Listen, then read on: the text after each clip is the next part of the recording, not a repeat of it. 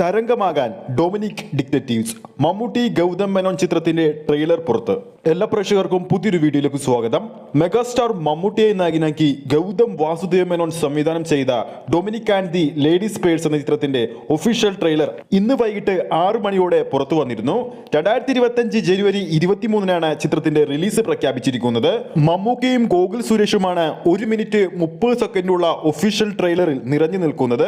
രസകരമായ രംഗങ്ങളിലൂടെ തുടങ്ങി പ്രേക്ഷകരെ ആകാംക്ഷ ഉണർത്തുന്ന രീതിയിലാണ് ട്രെയിലർ അവസാനിപ്പിക്കുന്നത്.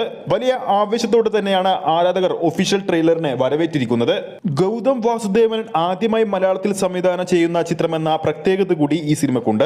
മമ്മൂക്കയും ഗോകുൽ സുരേഷ് ടീം അവതരിപ്പിക്കുന്ന കഥാപാത്രങ്ങൾ നടത്തുന്ന ഡൊമിനിക് ഡിറ്റക്റ്റീവ്സ് എന്ന ഡിറ്റക്റ്റീവ് ഏജൻസി അന്വേഷിക്കുന്ന ഒരു കേസിലൂടെയാണ് ചിത്രം സഞ്ചരിക്കുന്നത് എന്ന സൂചനയാണ് ഒഫീഷ്യൽ ട്രെയിലർ നൽകുന്നത്. കാണാതായ ഒരു പേഴ്സ് അന്വേഷിച്ചിട്ടുള്ള ഓട്ടം അവരെ കൂടുതൽ സങ്കീർണമായ സാഹചര്യങ്ങളിലേക്ക് എത്തിക്കുന്നതാണ് ചിത്രത്തിന്റെ ഇതിവൃത്തമെന്നാണ് സൂചനയാണ് ട്രെയിലർ നൽകുന്നത്. വൻപൻ ആക്ഷൻ ചിത്രങ്ങളും പ്രണയ ചിത്രങ്ങളും തമിഴിൽ ഒരുക്കിയ ഗൗതം വാസുദേവ് മേനോൻ തന്റെ സിനിമാ ജീവിതത്തിൽ ഒരുക്കുന്ന ആദ്യത്തെ കോമഡി ക്രൈം ത്രില്ലർ ചിത്രം കൂടിയാണ് Dominic and the ladies purse എന്ന ചിത്രം. DQവിന്റെ നിർമ്മാണ കമ്പനിയാണ് ചിത്രത്തിന്റെ കേരള വിതരണാവകാശം സ്വന്തമാക്കിയിരിക്കുന്നത്. ക്വാളിറ്റി സിനിമകൾ മാത്രം നിർമ്മിക്കുന്ന മമ്മൂട്ടി കമ്പനി നിർമ്മിച്ച 6ാമത്തെ ചിത്രം കൂടിയാണിത്.